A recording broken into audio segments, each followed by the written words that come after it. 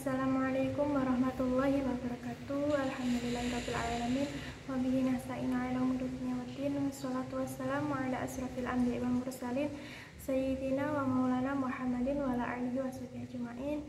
Pertama-tama yang terhormat kepada Profesor Dr. Haji Hari Supratno selaku Rektor Universitas Hasyim Asy'ari dan kepada Dr. Haji Jasminto selaku Dekan FAI Unhas dan kepada Dr. Haji Hanifuddin selaku dosen mata kuliah Filsafat Pendidikan Islam Fakultas Hasyim Asy'ari. Di sini perkenalkan, nama saya Suci Widayanti. Di sini saya akan menjelaskan peta imajinasi tentang hakikat manusia dalam pendidikan. Yang pertama, makna al-ummah. Dan di dalam Al-Quran, al-ummah disebutkan 49 kali, tentu dengan makna yang berbeda-beda. Yang pertama ada kelompok yang menyuruh kepada kebajikan dan melarang kepada kemungkaran. Seperti yang sudah dijelaskan dalam Quran surat Al-Imran ayat 4 yang berbunyi wal takum minkum ummatu yad'una ilal khairi wa ya'muruna bil ma'rufi wa yanhauna 'anil munkar wa ulaika humul muflihun. Dan artinya, dan hendaklah di antara kamu ada golongan orang yang menyeru kepada kebajikan, menyuruh kepada ma'ruf, dan mencegah dari yang mungkar, dan mereka itulah orang-orang yang beruntung. Jadi makna yang pertama yaitu al-ummah yang pertama yaitu kelompok yang menyuruh kepada kebajikan, kelompok yang menyuruh melakukan suatu hal yang baik. Lalu yang kedua yaitu agama tauhid, seperti yang dijelaskan dalam Quran surat Al-Mu'minun ayat 52 yang berbunyi wa inna hadhihi ummatukum ummatan wahidatan wa anna rabbukum fattaqun, yang artinya dan sungguh agama tauhid ummatan wahidan, agama tauhid inilah agama kamu, agama yang satu, dan aku adalah Tuhanmu, maka bertakwalah kepadaku.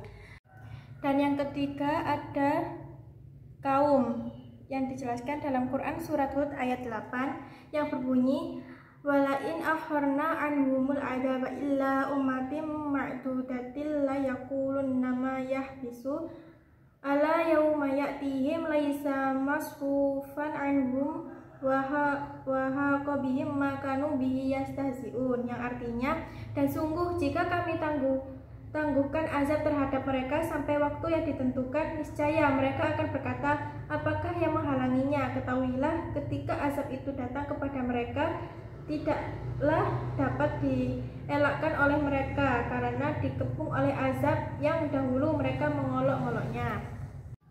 Dan yang keempat adalah makna al-ummah yaitu jalan, cara atau gaya hidup yang sudah dijelaskan dalam Quran surat Az-Zukhruf ayat 22 yang berbunyi bal qalu inna wajadna aba'ana ala ummati wa inna ala atharihim muhtadun, yang artinya maka mereka berkata sesungguhnya kami mendapati nenek moyang kami menganut suatu agama dan kami mendapat petunjuk untuk mengikuti jejak mereka.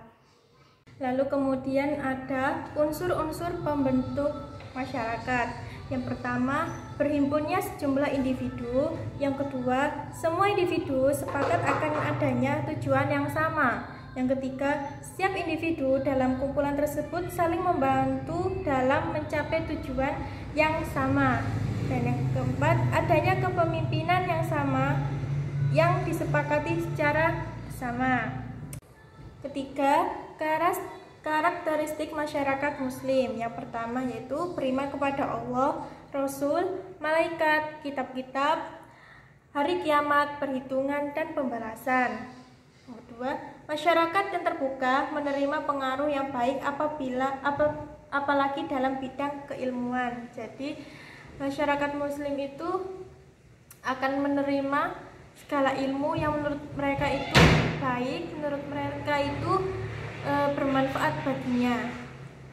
Lalu ada masyarakat lebih mengutamakan ilmu sebab ilmu dianggap cara terbaik untuk memantapkan akidah dan akhlak.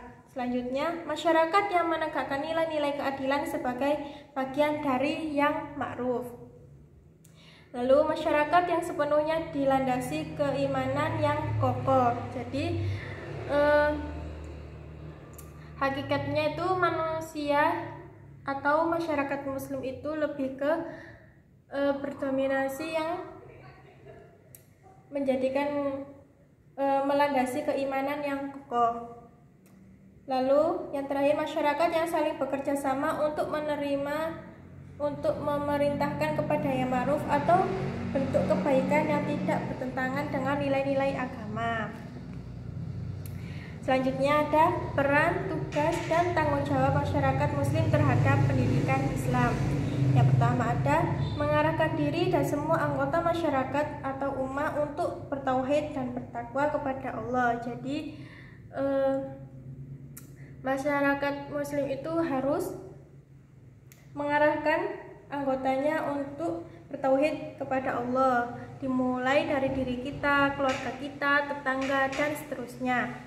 Kedua, masyarakat harus mendidik sesamanya untuk selalu berlomba-lomba dalam melakukan kebajikan. Jadi kita harus saling membantu, mengingatkan untuk berlomba-lomba dalam kebajikan.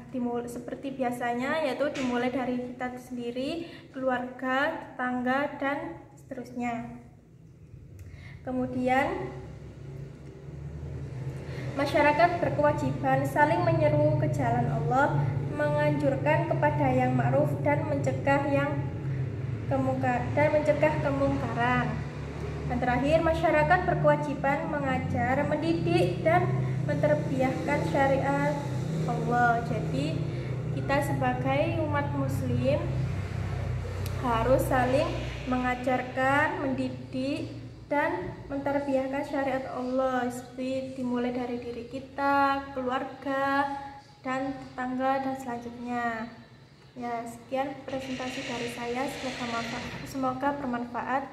Assalamualaikum warahmatullahi wabarakatuh.